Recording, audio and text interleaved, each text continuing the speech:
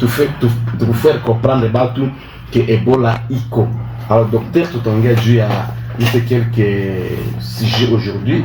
Alors comment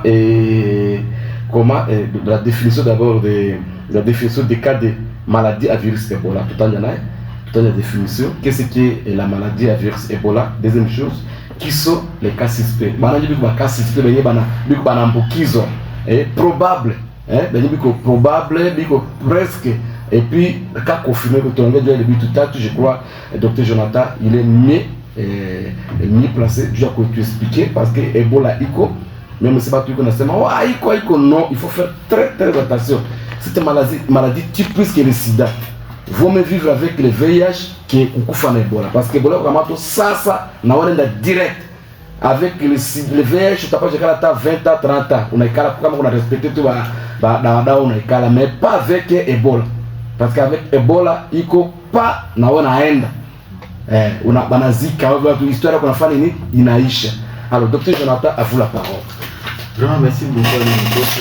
Merci à tous les auditeurs qui nous suivent maintenant. Je pense qu'ils sont vraiment à l'écoute. Oui. Alors aujourd'hui, nous serons un peu brefs parce qu'on a déjà beaucoup sensibilisé. Maintenant, aujourd'hui, nous allons d'abord parler des définitions des cas de la maladie à virus Ebola. On va vous faire voir aux auditeurs qui sont les cas suspects, qui sont les cas probables, qui sont confirmés et qui sont non-cas. Parce que les gens ne comprennent pas. Quand on dit il y a un suspect, on ne comprend pas suspect. Les gens des fois confondent les cas suspects avec les cas probables, les cas confirmés. Alors aujourd'hui on va un peu être bref, on va parler qui sont les cas suspects. Ici aujourd'hui, les cas, qui sont les cas suspects? Il y a suspect là. Suspect pour nous yote qui n'est pas toute personne vivante, c'est que nous yote qu'on a ici. Il y a suspect. Dans tout cas de décès, tout cadavre, là il y a suspect. Pourquoi? Parce que nous sommes en train de traverser une période d'épidémie. Alors, quels sont les signes qu'un suspect peut présenter? Très bien. Alama. La Swahili.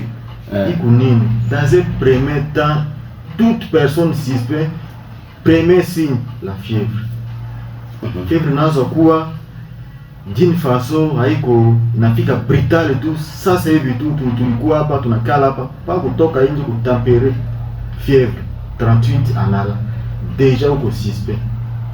Alors pour confirmer vraiment que tu es vraiment un vrai suspect, il faut que il soit accompagné au moins 3 signes. Unasikia mal de tête, unasikia fatigue, unasikia par exemple vomissement.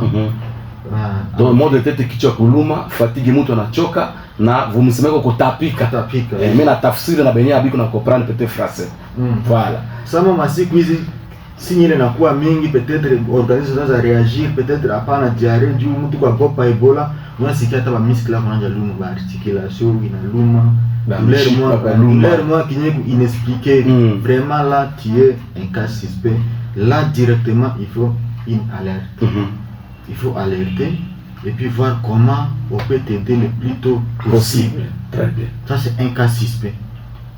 Alors maintenant, qui sont les cas probables? Les cas probables, c'est tout cas suspect, il est déjà probable. C'est que vous avez tous les signes qui n'est que suspect c'est que là vraiment tu es probable. Quand tu vas signer déjà, c'est que toute personne suspecte est probable. Oui, bah signer le vraiment vous avez maîtrisé. C'est que signer le yote ou qu'on a. Et puis dans la communauté, décès yote inexpliqué, décès les morts subites yote sont des cas probables. Il faut toujours alerter pour que avant qu'on enterrer, il faut toujours prélever. Chez nous, pour le décès, il faut soigner. C'est qu'on prend l'échantillon avant d'aller enterrer et puis on va pour aller examiner, faire le test pour qu'il va y avoir quand il y a positif qui a été contact pour la suivi. C'est ça le plus grand problème. C'est ça le plus grand problème qui est que là, tunapima kuepe kuignore mtu anakufa sama anakufa bisa ça il est pas na Ebola, il n'a pas présenté des signes, non, c'est un cas probable, c'est suspect déjà, il faut prélever.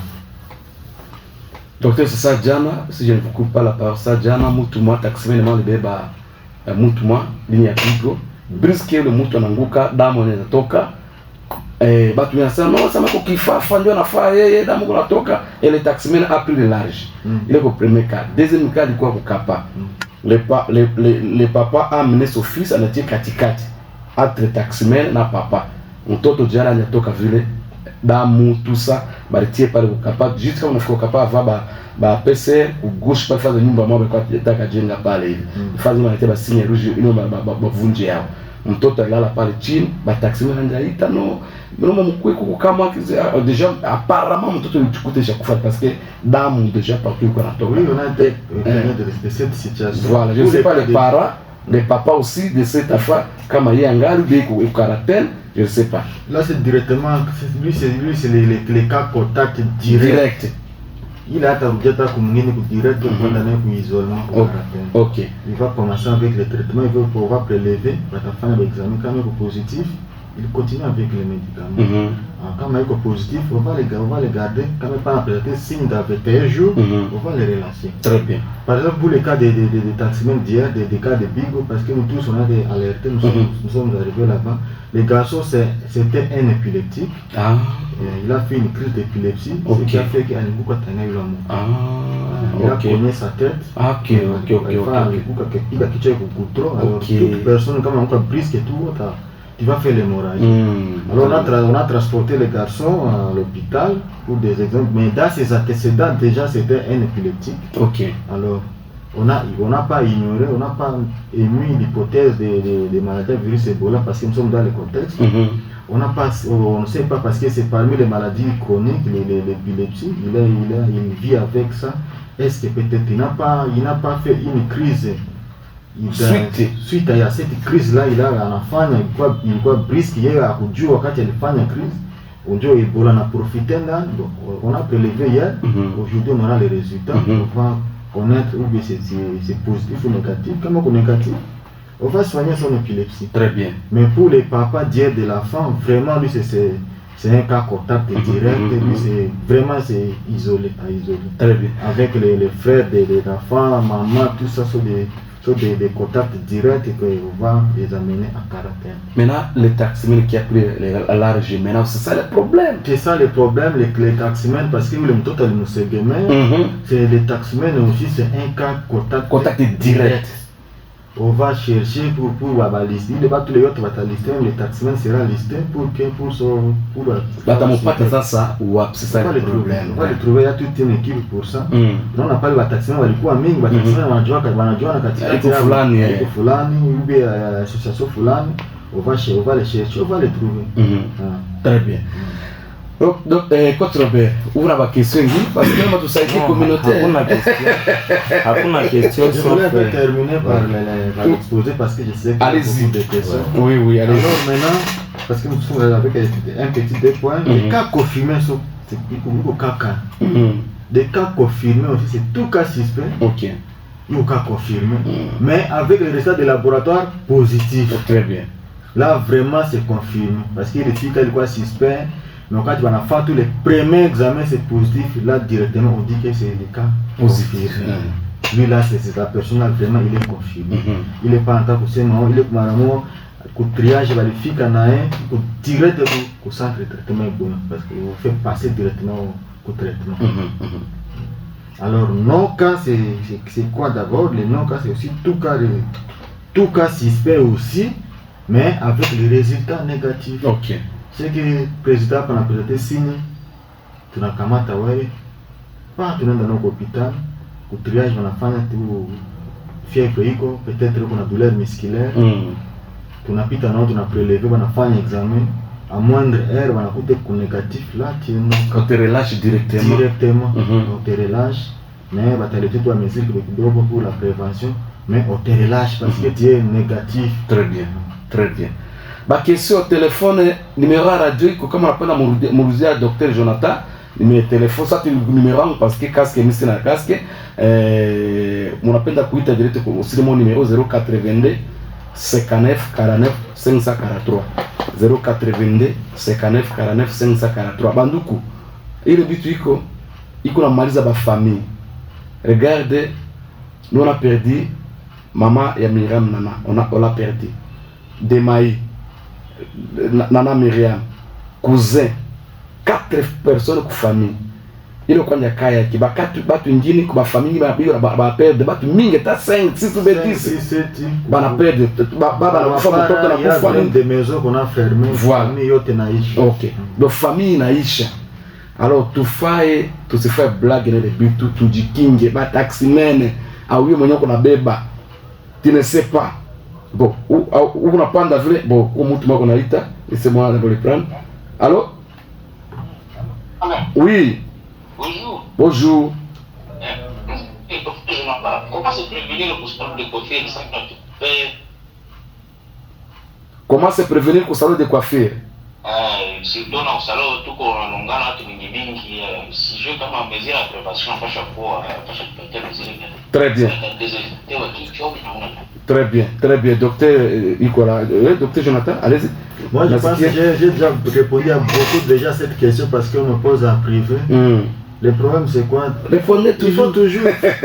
Mais la mesure, il faut toujours nettoyer tes tondeuses. Il faut désinfecter les tondeuses. Parce que la contamination par les fluides corporels, parce qu'il y a une tondeuse économise à monter, vraiment ce sont des cas rares. Vraiment, il faut rassurer que vraiment il a très bien désinfecté les tondeuses, vraiment tu es rassuré. Tu n'es pas rassuré, nous à tondeuse, les tondeuses n'est pas moins cher. Tu achètes pour toi, tu t'amènes avec ça au salon, ça m'échappe moi-même j'amène ça au salon, on me coiffe et puis moi je rentre avec. Et tout le temps tu vas venir tout à l'heure ça Samsung. Bah mandefu moi bukata iko. Oui, allez-y c'est allez-y. Merci docteur pour le détail des réponses par rapport à la prévention de la maladie à virus Ebola. Mais néanmoins, nous avons tellement de questions. Oui. On ne va pas finir tout.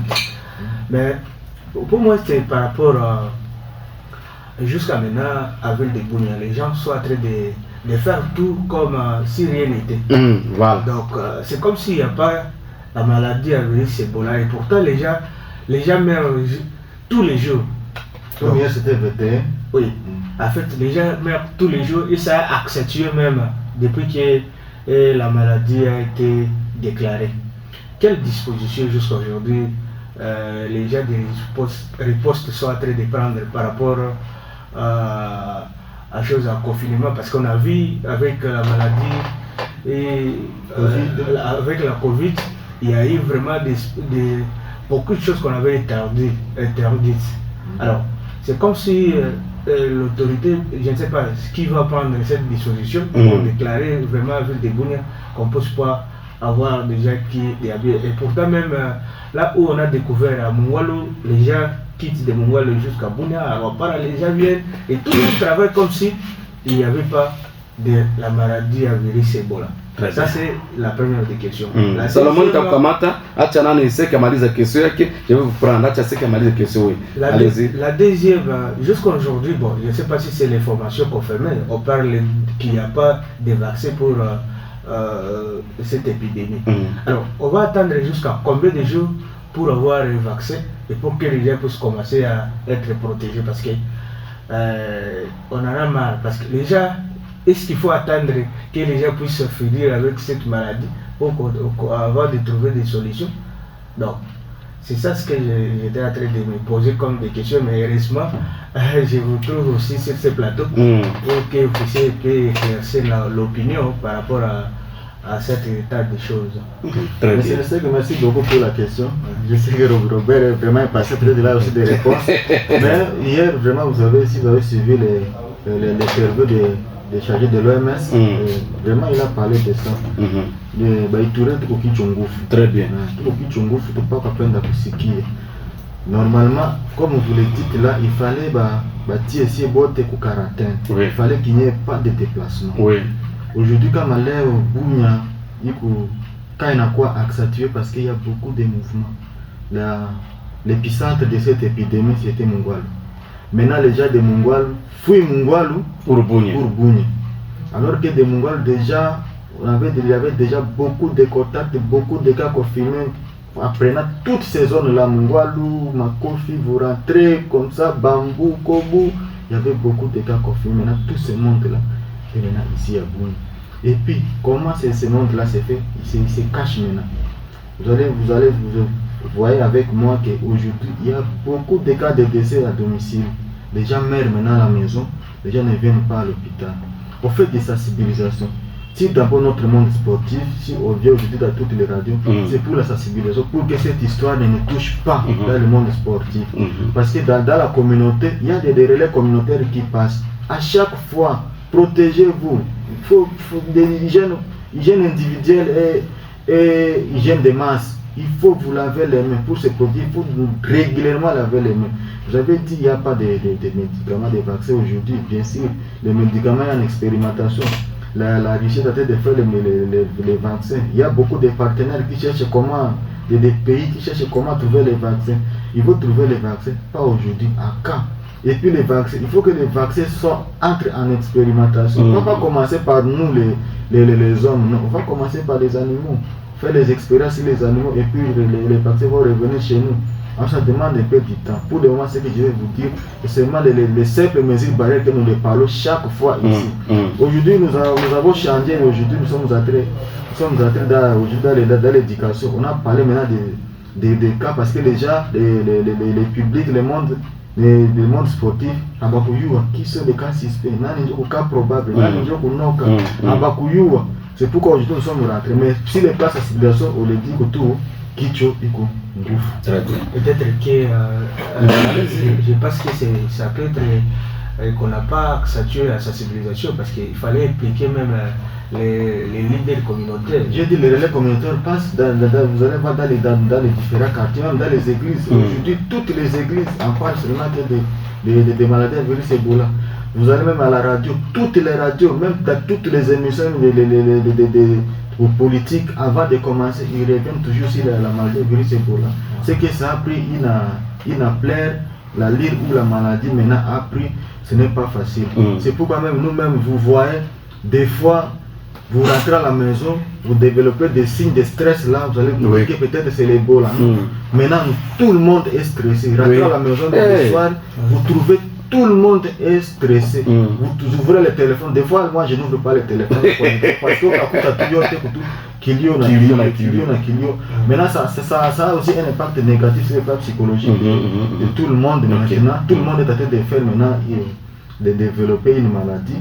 Tous les signes de maladies, nous tous nous les développons maintenant. Nous tous sommes suspects. Sauf que maintenant, c'est le stress maintenant qui nous très bien.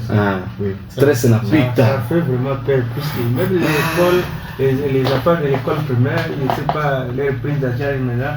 Parce que si tout le monde n'est pas conscient qu'il y a encore. Moi, j'ai aimé quand le ministre de la Santé a dit il n'a pas fermé l'école. Pourquoi? Parce que parmi les grands sensibilisateurs sont les enfants. Les enfants écoutent mieux que nous les grands. Parce que les enfants, quand on dit à l'école, il faut vous laver les mains. Les enfants rentrent à la maison. Papa, lui-même, la femme te dit, papa, il y a Ebola. C'est pourquoi j'avais aimé l'intervention du ministre de la Santé qu'elle est passée. Il a dit les enfants là, vous les voyez, bien sûr il y a des enfants, des quotas, des enfants qui meurent, parce qu'il y a des enfants aussi qui meurent aujourd'hui. Maintenant nous sommes partis à flamber. Tout ça c'est nous les parents qui contaminent nos enfants, parce qu'il y a tout ce qui est.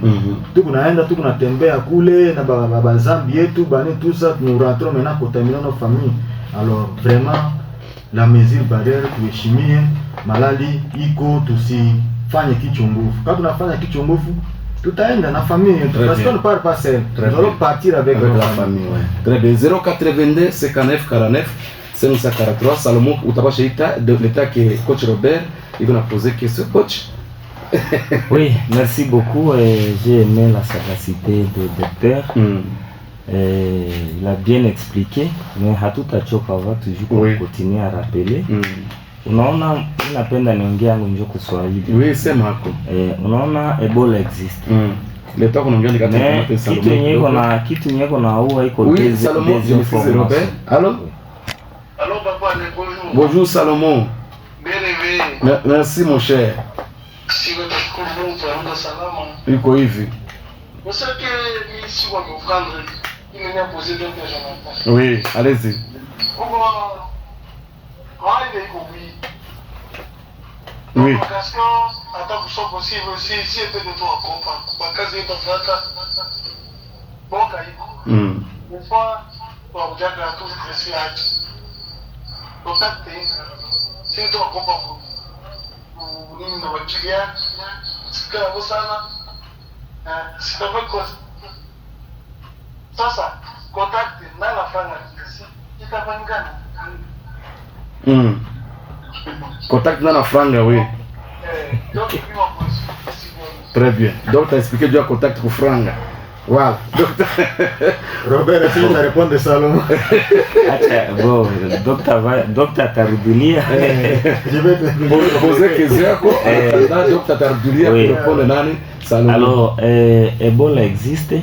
Na Ebola qu'on a ravagé sérieusement. Pourquoi? Il y a quoi des informations.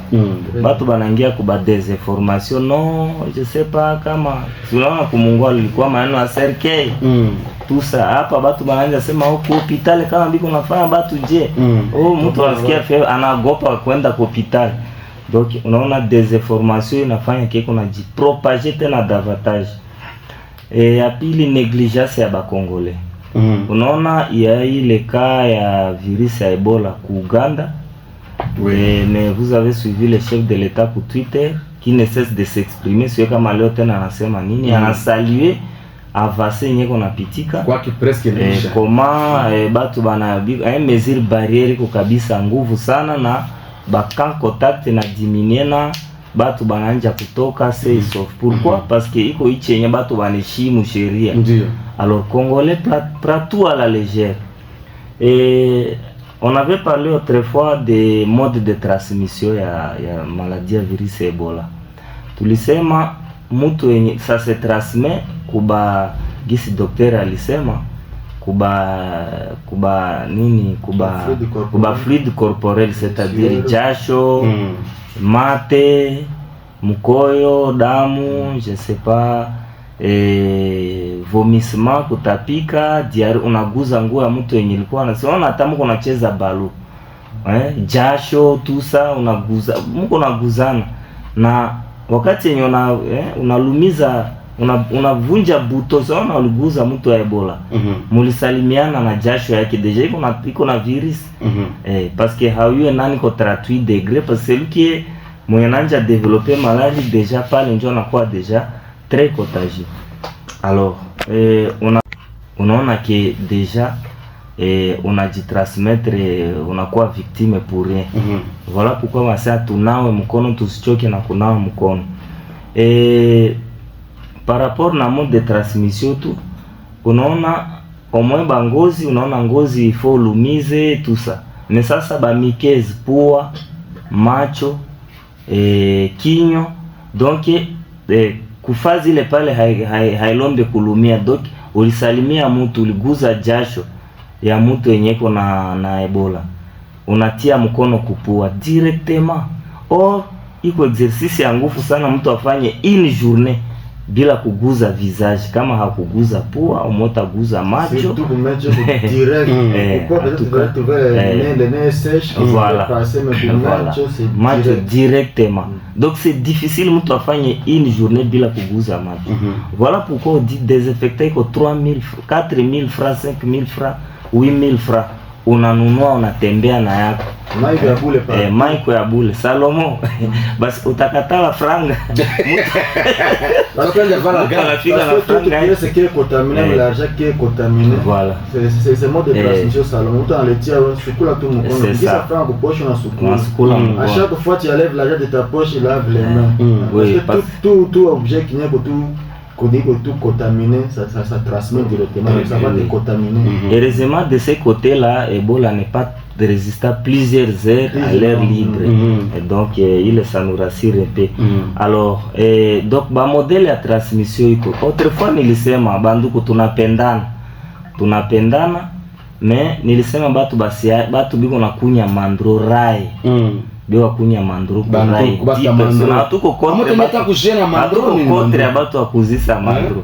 bengine kama baitabo kule bamolia boy donc kaza mtu anapika anakunya yenye batu wananunua kwa ajili ya kwenda kunya utapata malali bule hivi. Tujiabstenir kwa wakati banasema bien ça se transmet par les salives.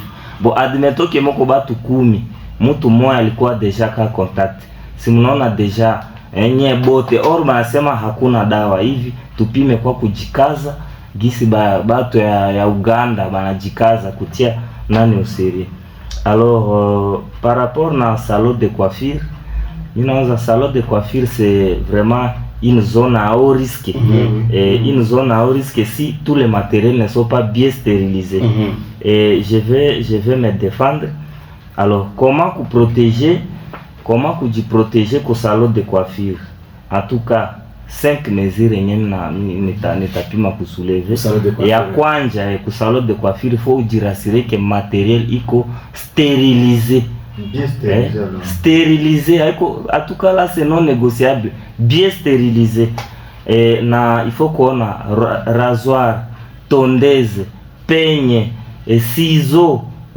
Donc kitu yote yenye taguza il faut que jumbele batu yote le tablier batablier. Donc il faut on est déjà que salon de coiffure yenye uko kitu le yote kwanja gel hydroalcoolique iko koentré au mai na savon ale ujirasire ke kitu le yote iko kama haiko hivi simama yako tu uende yako. Alors deuxième chose, pas de coupe kama wakati unaona uko na kilonda wakati uko na kilonda atuka tafadhali vumulia tu ule kwenda pata Ebola. 3 nilikuwa sema tablier yote kuwe propre na ile sona biko natia autour ya shingo balivalisa shingo ya mtu jasho ya mtu mwa hivi wewe vile banavalisa en tout cas c'est très compliqué. Il faut se rassurer que batablier ile bana utiliser kwa mtu moya parce que déjà wakati banatia kushingo bo il faut kuona je suis pas contre ba coiffeur mais dari mna salimia baso ngajole pale kudiangenda mon coiffeur préféré na salimia batu yote mais c'est compliqué et il faut ku éviter vile donc wakati coiffeur uko nakata nyele il faut kutia mkono kukude wakati unakohola hapana kumkono tout ça et c'est parmi des mesures. Et pour finir, en tout cas il fallait pour éviter rasage ya nyele chini sana batu eba napenda kovo merci batu docteur Jonathan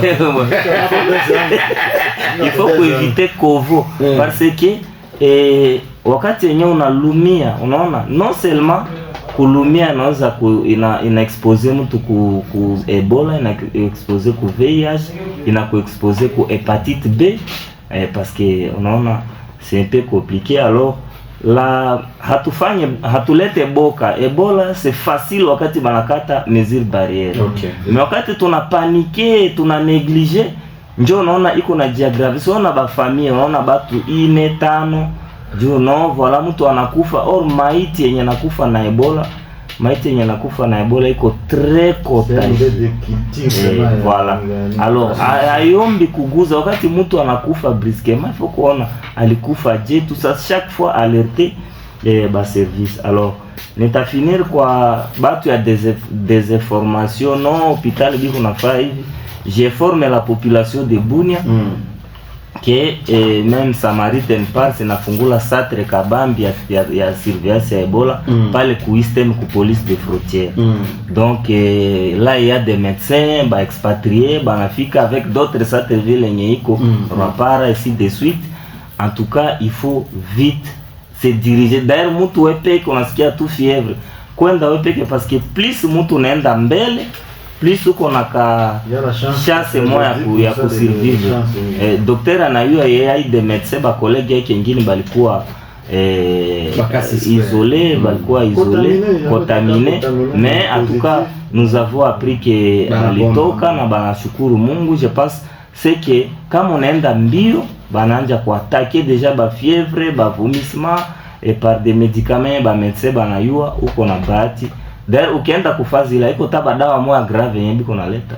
Iko tu badawa wetu leo kuta ba paracetamol bali me mtu alienda avaleta. Mais kama unaenda deja unangoa damu nje toka kubameno pale deja utasutuka deja na kufrater na kwa bloqué et même respiration na kwa très compliqué. Docteur Jonathan, allez-y parce que quelques minutes je voulais un peu clôturer. Oui, et puis bon, je pense que c'est le moment. Il faut wakati unasikia signe c'est le moment. Et puis nous sommes en train de sensibiliser et puis vous voyez aujourd'hui monsieur Alain, nous sommes maintenant, nous commençons à traverser les pires dans notre province. Il y a des pires.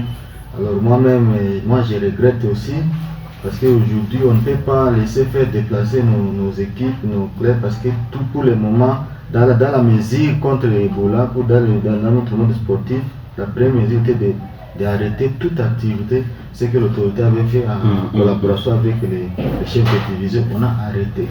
Mais aujourd'hui, j'ai suivi, il y a un tirage au sort pour la Coupe du Congo. Je ne sais pas si nos clubs vont se déplacer, comment et où, alors que ça sera un peu difficile parce que nous tous nous sommes suspects. Parmi nos clubs là, il y a aussi des contacts directs aussi. Les joueurs de famille. Parce qu'il y a de ceux-là qui ne jouent pas aujourd'hui, ils sont beaucoup plus dans des activités de deuil, de mariage. Alors, vous attaquez les presses, vous allez nous aider. Vous connaissez si l'autorité est au sport. Très bien. Joue, vraiment c'est difficile. Attendez qu'on fasse le tirage pour en aller où avec nous qui sommes à quarantaine. La République démocratique du Congo, avant d'aller au Coupe du Monde, elle est au quarantaine, elle a confiné pendant 21 jours pour suivre nos joueurs pendant 21 jours. Et puis c'était les joueurs qui ne vivaient qu'en Europe. Alors nous ici, qui tout va ici à Ebola, dans la étude, nous allons partir. Vraiment que fait Kofa, on évite tous les mesures. Il faut qu'ils voient ça très bien. On cherche à comment couper cette chaîne de transmission, mais pas à répandre. Aujourd'hui, il y a de ceux-là qui voyagent par route, qui s'engagnent, ils prennent le vol pour Kinshasa. Vraiment, si nous continuons comme ça, avec vos risques, dans moins d'un mois, Tassiki à Ebola, au Kinshasa, ça sera les pires qui vont maintenant entrer dans la République démocratique du Congo. Alors, dans notre monde, vraiment, aidez-nous. Prince nous aide ici, nous on va faire l'équipe pour nous amener où de la province de l'Ituri. Très bien. Il fallait suspendre la clé de territoire. Ça c'était une option. Alors, Nico adressé na Bakubwa, nous avons un mot à dire.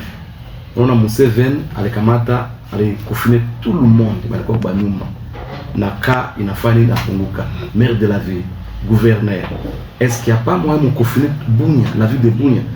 Transport, on a Maï, on a Kisangana, bis, on a Kassing, tout ça. Ou 4 même pendant 2 semaines ou pendant 1 mois. On a ville pour sonas. Voilà. Arrêter, votre attroupement, et surtout, nous avons condamné là-bas. Nous avons condamné. Comment les autorités avaient lancé et communiqué qu'on ne peut pas réunir ces 4 personnes. On voit les mêmes autorités autoriser l'attroupement de 300, je ne sais pas combien de personnes. Et moi, je pense qu'il n'y avait même pas intérêt de mettre et communiquer. C'est seulement éteindre l'écran. Voilà. Et puis, ou bien, tulikuwa napita ekrali ilikuwa pale, ilikuwa juu ya match. Tulikuwa napita pale nakuta muziki ya Marini Samu, wapita yako. Donc il fallait batoshe tout match, aspect match. Nous avons aimé quand même cette décision là, parce que en tout cas on doit quand même faire un effort. D'ailleurs même pour kila mtu kunyumba, il faut sortir quand c'est nécessaire. Autrefois, docteur Jonathan me demandait non on est calme. J'ai dit il faut sortir lorsque c'est nécessaire. Mtu hawende kutafuta maisha saba Salomo biko natafuta hivi. Famille yote mubakie kunyumba parce que uko naenda wapi? Il faut éviter bakitu kidogo hivi. Ba rassemblement parce que kule njoba tuliko naenda jikontaminer. Il y a ceux qui se sont kuko batu ngine balienda jifer kontaminer phase ya kilio. Ndio naona bengine tuko nanja bazika leo. Pourquoi que non sitonekana kumatange tonekana mbaya si porto kwa Afrique nene. Alors, vraiment, pourquoi pas confiner ville à Bunia? arrêté marché, mariage banafunga, bitu yote banafunga pour bien maintenant vérifier ba cas suspect pour arrêter chaîne nini ya propagation. Kama nafata pendant un mois. Tu vas kufa, je ne suis pas autoritaire, je n'ai juste un point de vue. Parce que c'est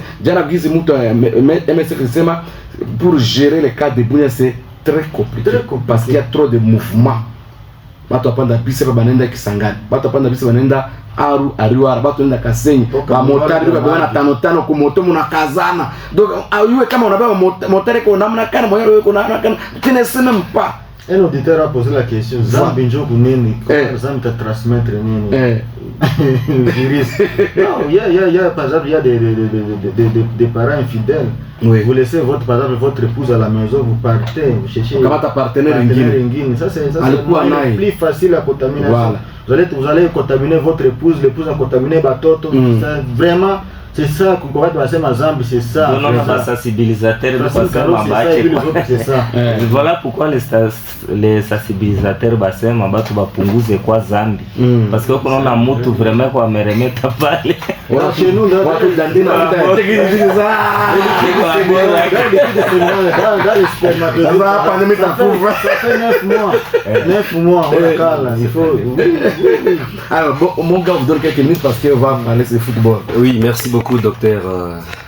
Merci beaucoup à tout le monde, aux auditeurs, bonjour. On a fait presque 45 minutes. Oui, presque 45 minutes. Et docteur Jonathan, nous étions en formation également avec les gens de Riposte. Docteur Adélard et même les chargés de santé au niveau national. Et Kabounia nous avait aussi partagé ses expériences à cette matière. Ce virus ne fait pas seulement 9 mois, c'est de 6 mois à 2 ans après la guérison. De 6 mois à 2 ans. Ça c'est après la guérison. Oui, nous avons sperme ya mutu de 6 mois à 2 ans. D'où kama una fa rapport soit tendo la ngono basi na mke wako bila kujiprotéger, là tu vas directement contaminer ta chérie. C'est selon ce qui nous a été dit. Et aussi, raison pour laquelle, oui, docteur Abdoul Anasema, il y a tout un carton de préservatifs réservé pour ceux-là qui veulent se protéger. Ah, pas la peine d'habitude les sana. Pour les gens qui sont attirés par les CTE, il y a parmi les mesures préventives. Oui. Il y en a. Oui. Alors, je vais un peu parler sur ce que le coach Robert a dit. J'ai répondu un peu.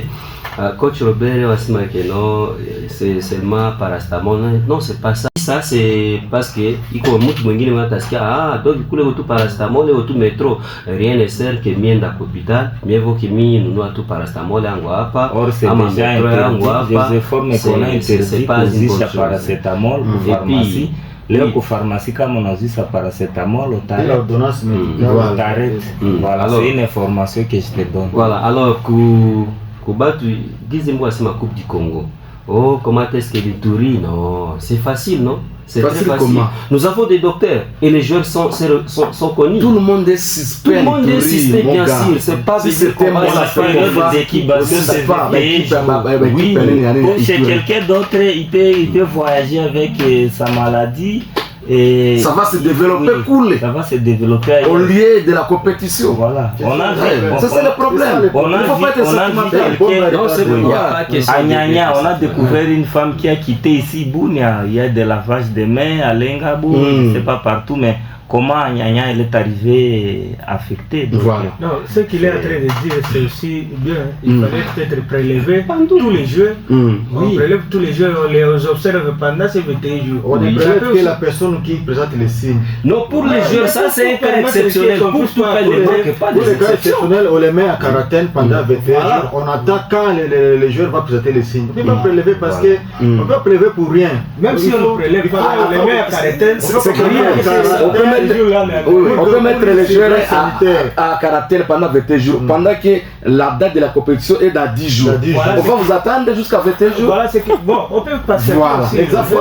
On nous court derrière l'État, vous êtes sportif. Aussi, on va arrêter avec quand on a déclaré l'épidémie à la République démocratique, qu'est-ce qu'on a fait pour les léopards? On les a dépêchés le plus vite avant que la date de la coupe commence. C'est pourquoi ils ont fait 21 jours. Babo tout cool, bien que tout na terrain, bien toi hôtel, phase de surveillance, stade pour dire pas de le animateur est tout bloqué. On a refusé les visas là-bas, même Canada, Qatar, la visa dans tout mal. Bon, parlons maintenant. Merci Dr Jonathan. Parlons de la Coupe du Monde parce que on a pris presque 1 heure du temps pour sensibiliser sur la couloir. On va parler. On a pris presque 1 heure du temps tous les jours. Voilà. On a pris presque 1 heure du temps pour ça mobiliser. Alors, on va commencer par des questions. Les lundis. Très bien, pas de problème. Ok, Dr Jonathan.